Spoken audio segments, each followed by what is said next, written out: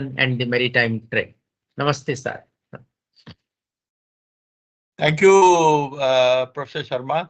It is, in fact, an honor to be invited to such a prestigious webinar lecture, and I'm glad that I'm doing it in SOA because I have a long relationship with SOA. I have been to SOA many times, many years back, when it was just starting, and subsequently also. I have visited SOA for different reasons. So I'm glad that SOA has embarked upon this excellent educative venture, which I feel is something which is very necessary. I also represent an organization called Frost. We also do the same thing, of course, in a much more smaller scale. But nevertheless, education is a good thing and big thing and an appropriate thing. So before I begin my lecture, I would first wish all those who are attending a very good afternoon. In fact, I am a technical man and I am part technical and part administrative. So I am going to speak with both things in mind. Since the topic of today is pollution and the maritime trade, I would like to state a few things that are actually more of policy making and regulation than rather than the technical inputs in it. So before I begin this lecture, I would like to say that there are three things that in fact evade us when we are considering the maritime trade and the pollution resulting therein. The first thing is that we always consider the technical innovations to be the solutions to everything. In fact, I find, since I've been at both ends, I find that the technical innovations are stopgap measures or part solutions. What ensues initially is the policy and the regulations made therein, and the technical innovations or the technical implementation actually uh, tries its best to see that the goals are met.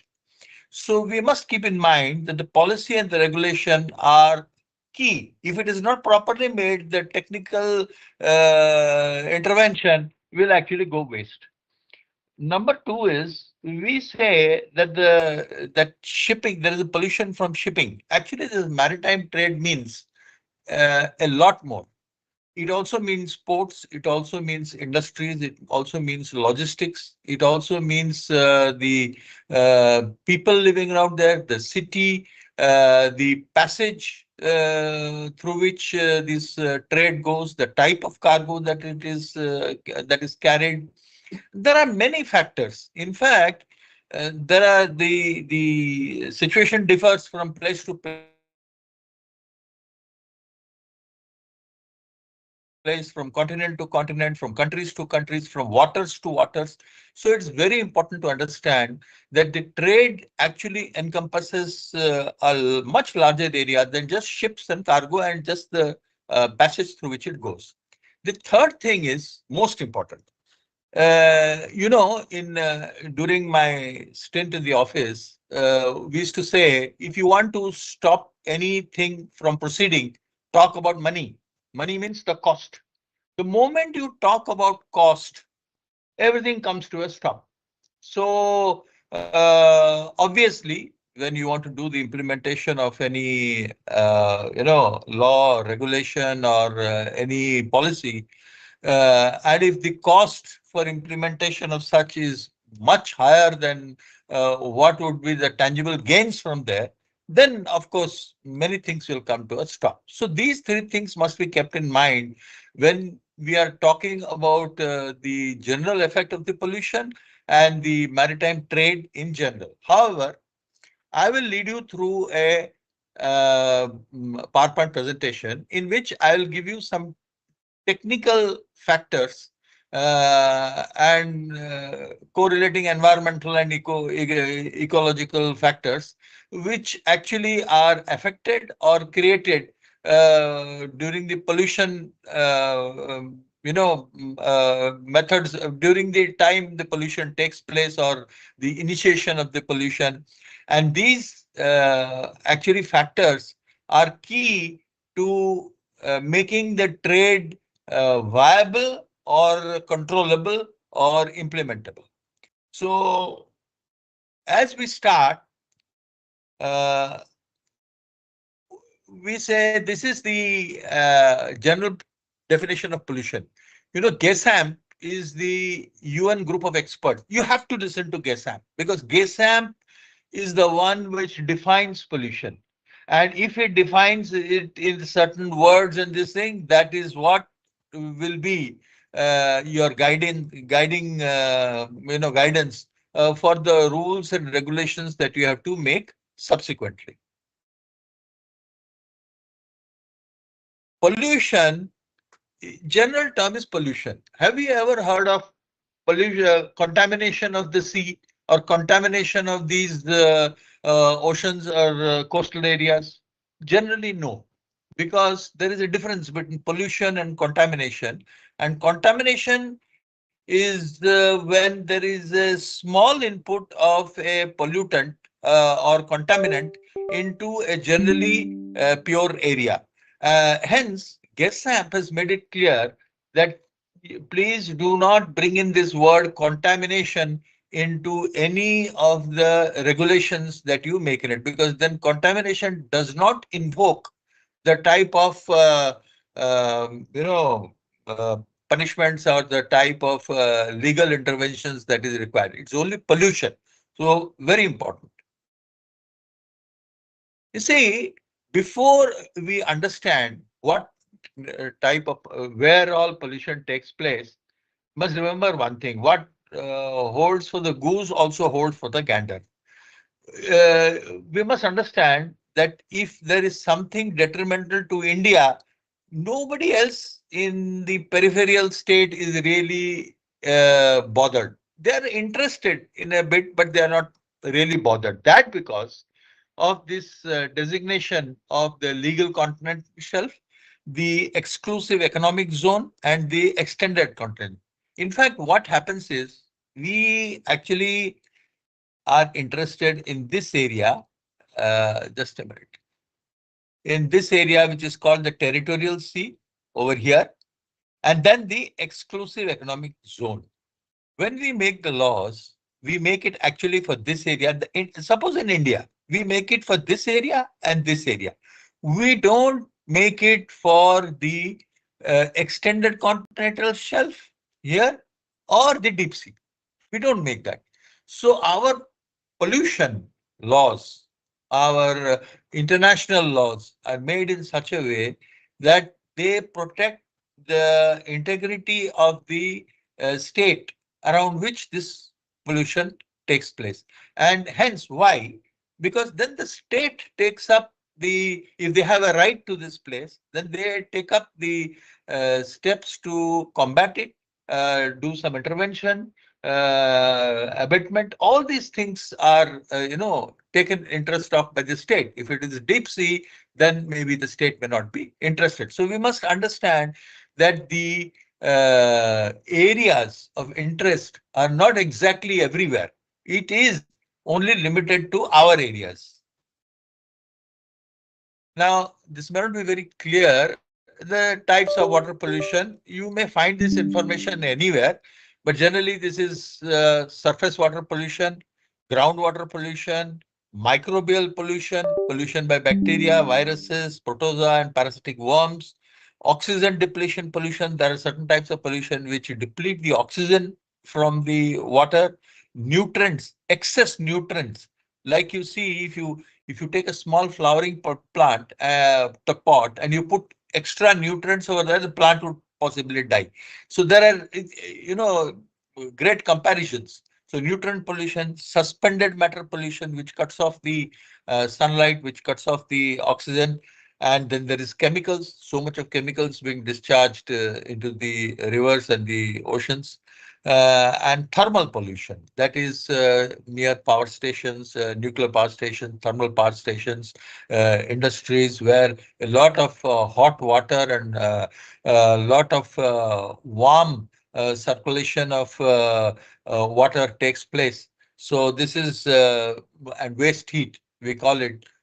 These more or less give the overall type of pollution that is there in waters. Now, let me tell you one thing. You see, our pollution is not purely, when we say maritime trade, is not purely from ships. It is surprising. Many people presume that it is mostly from ships, but you will, as you will see later on, it's not exactly from ships. Many I'm of Ryan these Potts, the pollution gaffer of aspects this come production. from rivers, In my channels, view, from life's mining essence really areas, from industries, and these actually flow on into the ports and to the coastal areas, and then they pollute the coastal areas, and this is then carried over by ships into other areas. Like, for example, of course, you will be quite well acclaimed with sedimentation, agricultural runoff, that is the pesticides we use, then the energy, thermal and light, sewage. We in Bhubaneswar still discharge this thing into Gangua, solid waste, chemicals, metals and radioactive substances, oil, biological. Nowadays, noise, underwater noise is considered to be, and there are now rules being made in IMO for that because it affects the mammals and it affects the fish inside the sea. Light, a lot of fishing industries use very powerful lights for fishing, and that affects the reproductivity as well as the nutrient absorption as well as the dissolved oxygen effect, creating pollution. Then there's something called ballast water. Now, ballast water is the water that is carried by these big bulk carriers. When it offloads the cargo, it carries this to the country from where it loads coal, maybe, or iron ore from India. What exactly happened a few years back? They found out that one small crab from the Hooghly went to the Great Lakes in USC and became a very big crab. It started not only growing, it started eating all the native, small little fish and animals over there and destroying the local crabs over there. Similarly, a small uh, uh, carp egg went to the Great Barrier Reef in Australia and started multiplying in so big an amount that Australia declared that if you catch one carp, it was many years back, if you catch one, you will get two free. So this was the type of situation. Now, this is how ballast water came into being. And then recently, another thing has happened. You know, when ballast water is taken, say from Paradip or from some any other area, the sediment which settles in the tank over maybe months, tons of sediment settles. That contains heavy metals, and that has to discharge maybe in a dry dock or in some big in some area where earlier it used to be discharged into the sea or discharged in the coastal waters. Now that started creating these heavy metals, started creating a lot of issues. So this ballast water sediment is a new thing that is creating problems. So this underwater noise, this picture actually gives you an idea of the type of sounds that are being created by these low frequency active sonar platform, hydrophone arrays, seismic survey ship, propellers of machine. You can imagine hundreds and thousands of ships flying, and the propeller creates a noise which goes deep into the oceans, carried inside. And there you have these mammals being affected. Their entire life cycle gets affected. And there are big issues now developing out of this. And there are now regulations coming into being to arrest this. Developments in technology in form of propellers, in form of the ultrasound seismic surveys, in type of the hydrophone arrays. So you see the sources that we see, we find that the most of the pollution that takes place when we say maritime pollution because of the maritime trade is industrial waste actually. And then refineries and terminals. Uh, Other shipping and tanker accidents actually amount to only about 25%. So this will actually give you an idea that when we say a disaster takes place, yes, one disaster takes place, then oil spreads all around. But oil spreading all around is much lesser a problem than the industrial waste which is coming in into the sea, or toxic material being discharged, or radioactive material being discharged. So the concept of pollution actually changes when one realizes the importance of each item which is polluting. So what are the effects of this ecosystem, which affects the ecosystem, the public health, recreational water quality, economic viability? There is mechanical, there is eutrophication. Mechanical means, of course, blocking ways, the various facilities we have, infrastructure facilities we have, the coast. Eutrophication and sapropogenic, which I'll explain. Toxicity is it increases the toxicity of the water there, and then it becomes mutagenic and carcinogenic. Many times you might have heard, if you drink this, that is carcinogenic, that is, it mutates the human cells, or is carcinogenic to the human body. So there are many things that actually affects the small fish, which is eaten by the bigger fish, which is eaten by the still bigger fish which we eat.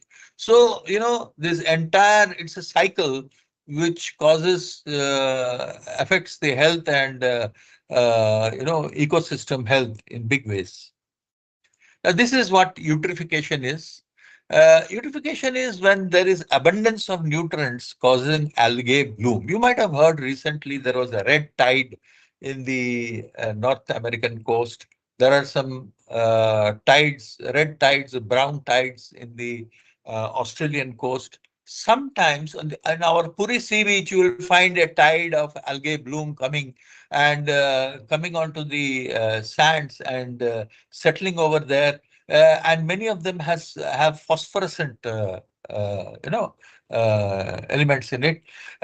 What happens is when these bloom, there is lack of oxygen and suffocation takes place, and the bacteria which uses up oxygen to break down decaying matter, that is saccharomyces, that is the one that is, these two factors are mainly caused by partly the pollutants and partly by the natural effects of our ecosystem.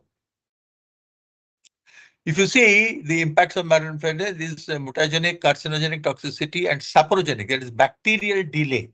So bacterial decay is the bacteria which actually absorbs the oxygen from the water and from the algae and fungi which is there in and around, and that causes a decay in the system, and so the life cycle of the living organisms in the oceans also gets affected. And there is, of course, the economic viability, that is the mechanical issues with engines, pumps, and propellers that causes other factors. So generally, marine pollution from ships is generally, broken up into this: operational discharge from tankers, bilge discharge, spills due to marine accidents, spills during loading, and deliberate discharge of sewage and garbage. This deliberate discharge of sewage and garbage used to be very common earlier, but now rules and regulations have been brought in, and now it doesn't take place anymore. There are very strict laws to that, and if you are caught doing this, there is a huge fine and there is a jail, and we have many captains and chief engineers who are now maybe in prison because of this accidental or deliberate discharge.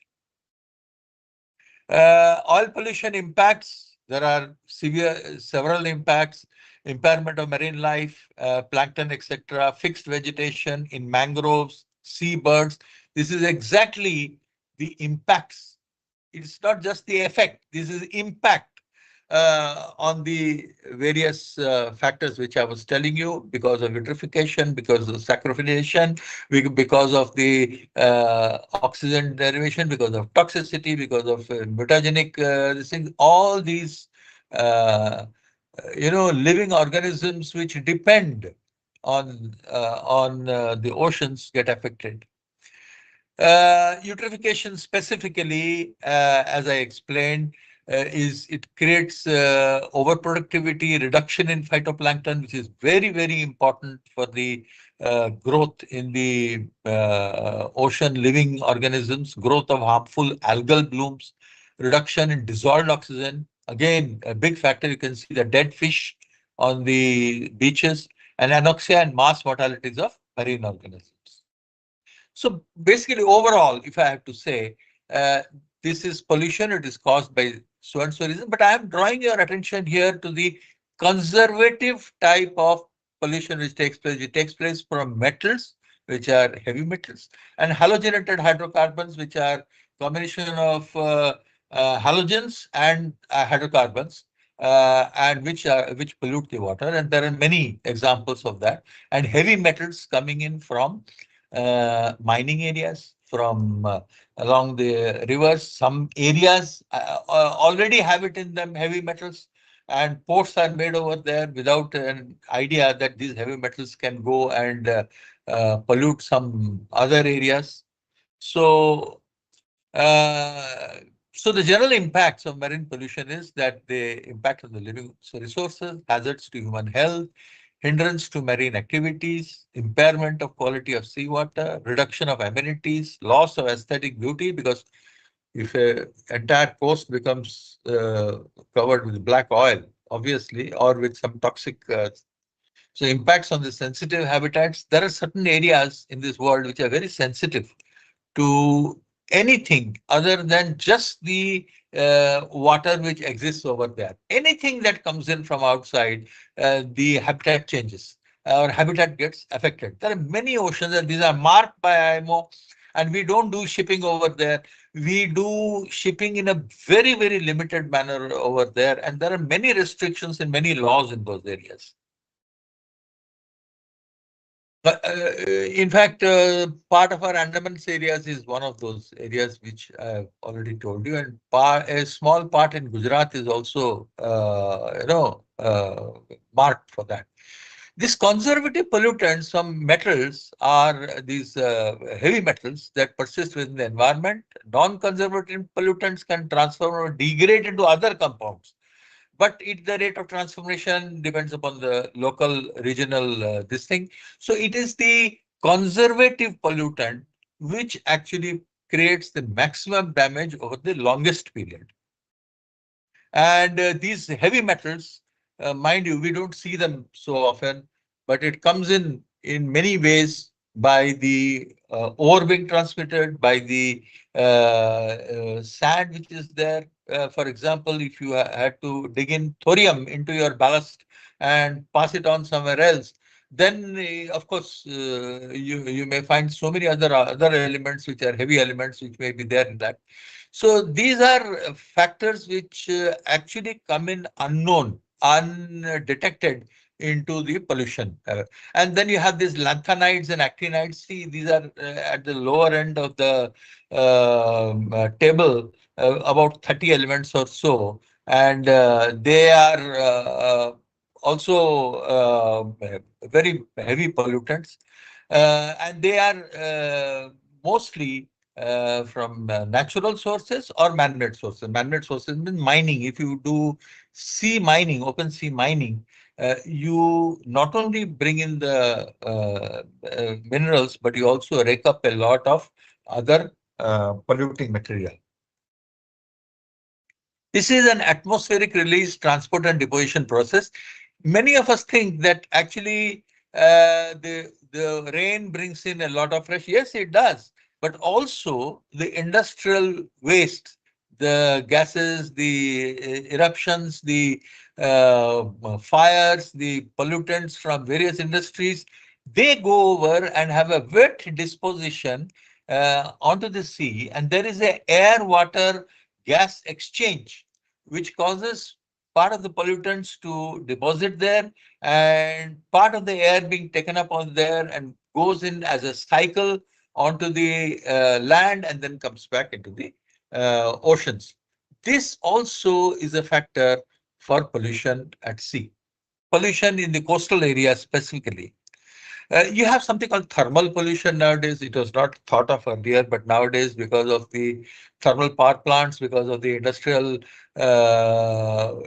waste, because of hot water exchange from the nuclear power reactors on the coast, this also affects the fish, the metabolic rate of fish, and the oxygen control it affects, and the dissolved oxygen it affects. So this is also a new area of this thing. And if you have a port nearby, you are likely to take in water and send it somewhere else, which would not only be a contaminant, it will also start being a pollutant.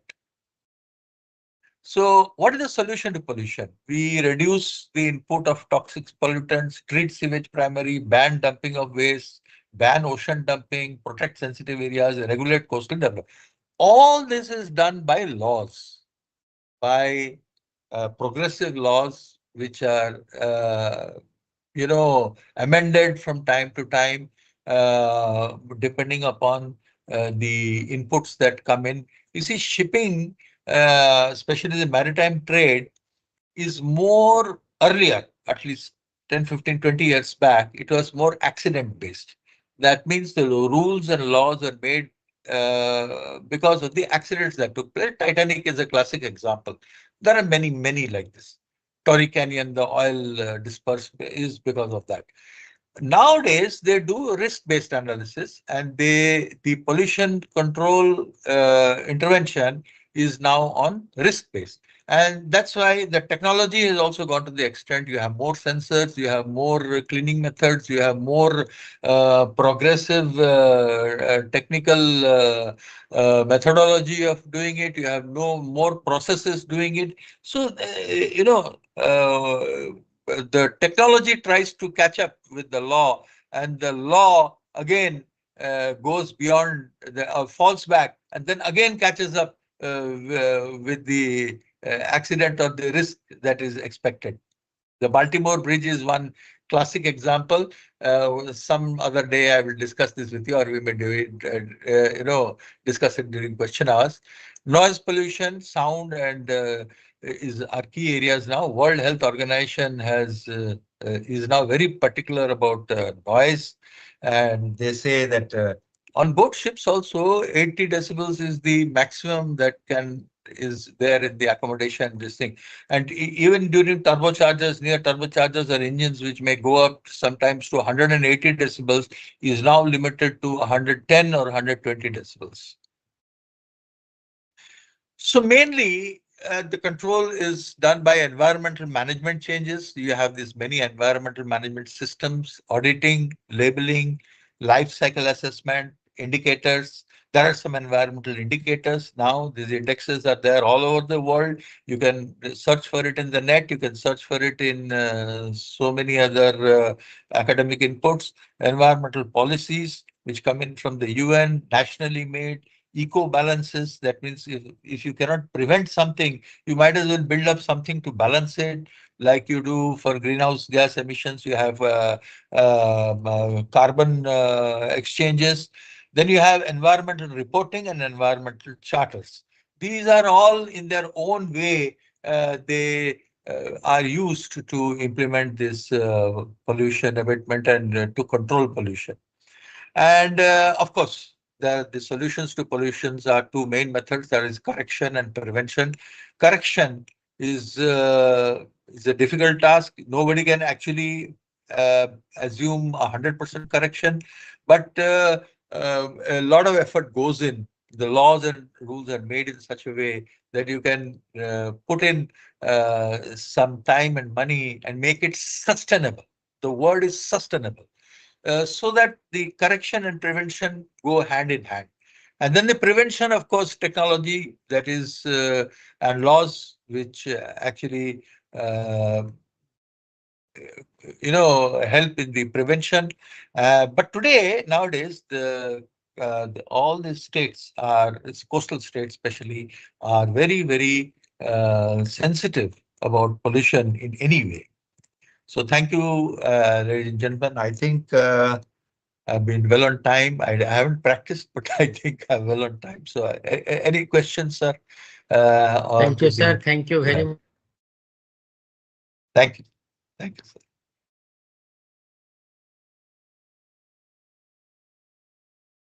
Is there any, has it? Am I audible? Trade. Uh, so, how come is the marine pollution? The trade has a major role in creating marine pollution. That is my question, sir. Yeah. Actually, you are right, but that is a perception. Basically, what I wanted to say was, when the trade takes place, trade means that you can say logistics, the amount of ships that go up and down, it may be carrying very innocuous cargo, but then going up and down. The other factor is that you have dangerous cargo on board, toxic cargo, oil, gases, you have radioactive material or some other dangerous cargo that is part of the trade. And thirdly, the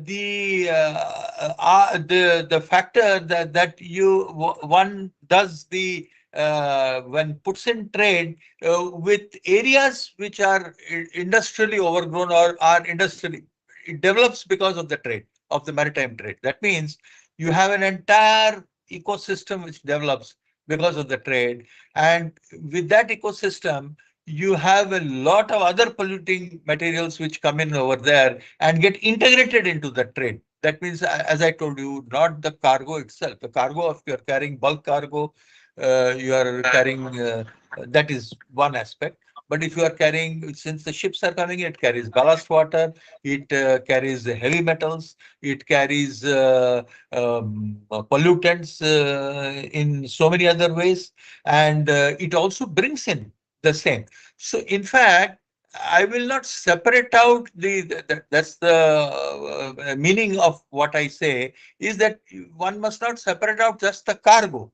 The entire trade is a factor which causes pollution in many ways that we can actually perceive. Okay, thank you, sir. There is a question in the chat box. Yes, What sir. are the primary sources of pollution associated with maritime trade, and how do they impact marine ecosystems and human health? 1 minute, sir. I'll come back to the. Should I repeat Yeah. it, sir, or you can also No. see in the chat box? I get your this thing. Sir. Can you see me, sir? Yes, sir. Ah, now, yes. Uh, so it's like this. The the majority of the maritime trade, most of the cargo which is carried in maritime trade is actually bulk cargo. And in bulk cargo, ore and oil and a lot of containers are carried. Nowadays, in containers, you have a lot of toxic material being carried. For example, I'll tell you, in the accident which took place in Baltimore, there were 40 boxes of toxic waste which was being carried from USA to Colombo. And you must have read in the newspaper, Colombo has raised a big hue and cry about this because some of these containers were damaged. And some of these containers have spilled over, and some of these matter has spilled over. The fact that there are, these cargoes being carried is a known fact that is carried all over. Now, what actually affects the maritime health? You mean maritime health, is it? Or the health of Human health, human health. human health? Yes. Uh, You see, we eat fish, we eat a lot of vegetables which come from there. There is a saying, if shipping stops, then 50% of the public will die of hunger, and rest 50% will be frozen to death, which means that the entire every aspect of your life is touched by shipping. So what happens is every aspect that comes in, uh, whichever product, whether it is a paint additive, whether it is a additive in a compound which goes into oil refinery, or whether many of them are toxic. Now there are packaging requirements. You cannot attain 100% compliance with it. And so what happens is there are small accidents that take place, there are certain spills that take place, there are when it comes down from the ship and goes and the pollutants affect the fish meal that we have, or the vegetation that we have, or the food products that we have, or the rivers that we have. Mind you, if you read the uh, water content tests done by the mining corporation in the rivers that carry the water from the mines in Odisha into the ocean, you'll be actually surprised. There are a lot of heavy metals which come in there, which come in into our we come in into our normal potable water, or which go into the water we use in the agriculture industry. So it affects humans undeniably in many, many ways. The only thing is we are now getting slowly sensitive about it. We were not so aware of such things earlier. Thank you, sir. I, There is another question. How does the maritime shipping industry contribute to ocean pollution, and what measures can be taken to mitigate its environmental impact? yes. You see, the maritime industry takes all precautions in the sense that the IMO, International Maritime Organization, has laid down very strict rules and regulations. Earlier tankers used to have a single shell. Now they have double shell because of so many accidents that have taken place. There are very strict regulations to the discharge of sewage, garbage, e-waste. Even we don't throw even our normal food, this thing, into the sea. We burn it in an incinerator. And there are so many strict norms which have to be followed by every country. Every country is compliant with it. Every port has facilities to receive used oil, used garbage, used this thing. There are so many ways and means. I mean, if I have to illustrate each one of them, there are probably dozens and dozens of laws and regulations which make sure that the deep maritime trade. But what happens to coastal trade? Coastal trade doesn't have, or the fishing trade. You don't have so many regulations over there. As you say, would you put a lot of we put a lot of regulations onto trucks, cars, but do we put a lot of regulations to the rickshaw driver? We don't. So what happens is that there is a certain amount of pollution that takes place from small industries in the coastal areas, from small ships that discharge anywhere, which do not come under any regulation, or which are just escaping the regulation. But deep sea maritime trade has a lot of regulations in this. Thank you, sir. We'll take another question.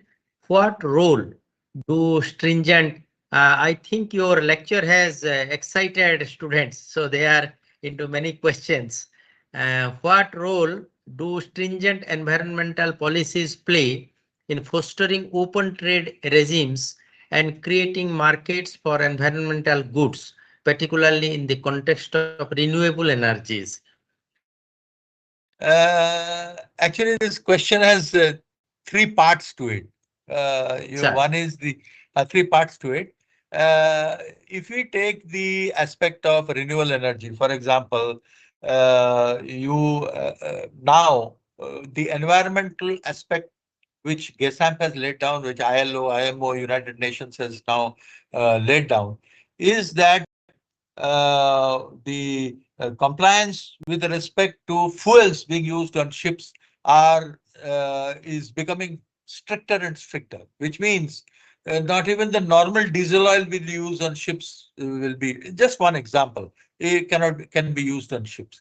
So now they have also made restrictions to the gases being from furnaces and from the funnels.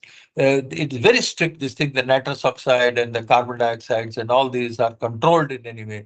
And what will happen in future is that there are now ammonia run ships or CNG run ships which do not use conservative fuels like heavy fuels, diesel oil and all this.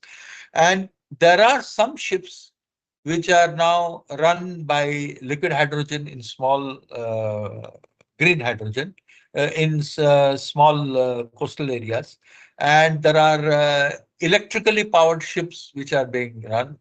We do not know, maybe in future, if nuclear power is considered to be an environmentally safe power and environmentally safe, then quite likely that there are very small reactors which are coming up, and the future could also be nuclear power driven. But with renewable energy, a lot of environmental sustenance is the word, environmental sustenance is being uh, implemented. Sure, there is great change. Yes, sir. Thank you, sir. Anything else? Thank you. Now, one questions here just came to my mind Yeah. that I think solar power will not be a viable option at this stage of the development of solar power technology to power ships. Otherwise, you see, solar power is very clean, environment friendly, and throughout the year it is available. So, at least in the context of Indian Ocean, I think if the solar power technology will increase, maybe it will be a viable opportunity for powering ships. And moreover, as you see, even a small, gradually people are thinking of, especially powerful countries are thinking of abandoning these aircraft carrier kind of very big ships, because even a very powered uh, small kind of thing will also create a very big hole in the large aircraft carrier. So maybe when we are moving towards, as you see, as evolution has moved from dinosaurs, very giant kind of animals, towards energy efficient mammals. Similarly, I am thinking that gradually, even in the warfare, especially in the naval warfare and all other things, there will be very high powered, efficient ships, which will also be powered by solar power, if at all this technology will become very viable. Am I correct, sir? Yes, you are very right. Actually, Hmm. it is the absorption of the solar energy that is now currently at 17-20%, I think, not more than that. The Yes, total yes. amount of energy from that in itself, for a power, for example, a ship, large ship, requires almost 1 megawatt of power to be, cruising on a thing. And nowadays, leave aside passenger ships, general cargo vessel, tanker, or a bulk carrier, or something like that. Big ship. Small ships, of course, have slightly smaller requirements. But to gather that much of energy in different zones, in different conditions, atmospheric conditions, and different things, we still do not have the technology for that. Though smaller craft, we have experimented. There are some craft which are operating worldwide. Even in Cochin has built some craft which are now actually they have got batteries which are topped up by solar, not fully solar.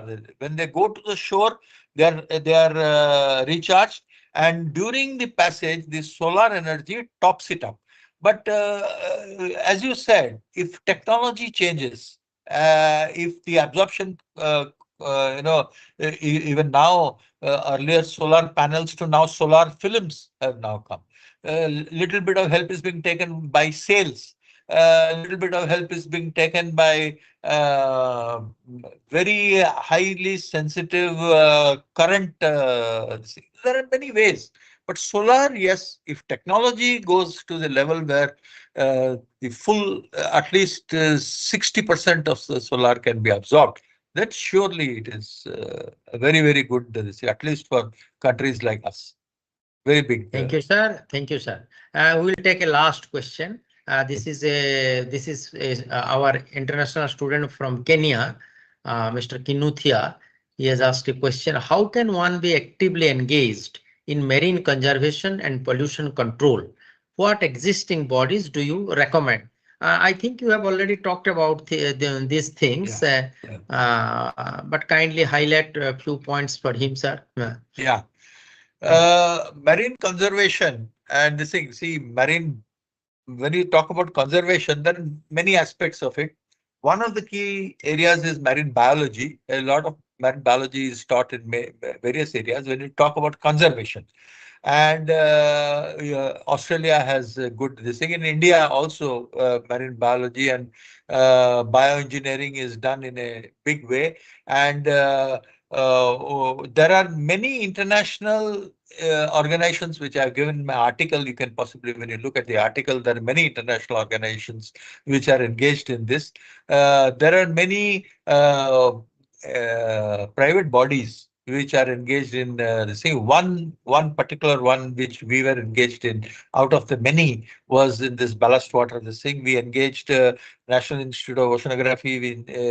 We engaged NOAC.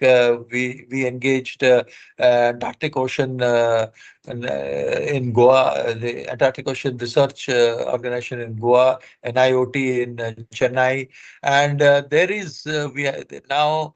There is this Hyderabad-based organ INCOIS, which has got buoys placed all over the country, all along the coast, which transmits the various seawater aspects. So there is a large scope for this area specifically. I have seen particularly many youngsters joining these organizations, and it's a very good prospect. And in fact, many people are not aware of it, but maritime conservation and maritime environmental, upgradation is one of the key areas in which now we are.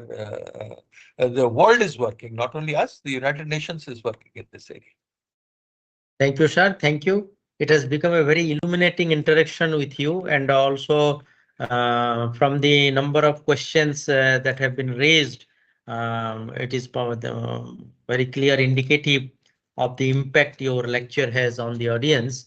Here, one thing I will mention, sir, as we are now lot of awareness are being created towards the ocean. Actually, though we are surrounded by oceans, still our awareness, and though our forefathers have traveled to Bali, Sumatra and all these things, but our knowledge about ocean is very, very limited. So, and I think in future, definitely ocean, not only in blue economy, but in many aspects, ocean still holds a great fascinations. So keeping that in mind, we have started creating a awareness among our students by giving them topic, research topic, so that they will build up it into different articles depending upon their in the discipline where they are reading and according to their interest and test. So I will request you as an intellectual, as an academician, and as an experienced person rooted in maritime activities, I'll request that you will kindly extend help, academic help to our students whenever we will request it. Sure, And sure. Anytime, sir. Always sir, available. Please. I sir, have a and sir, special affinity for SOA for many reasons. sir, Sure. Anytime. thank you, sir. Always.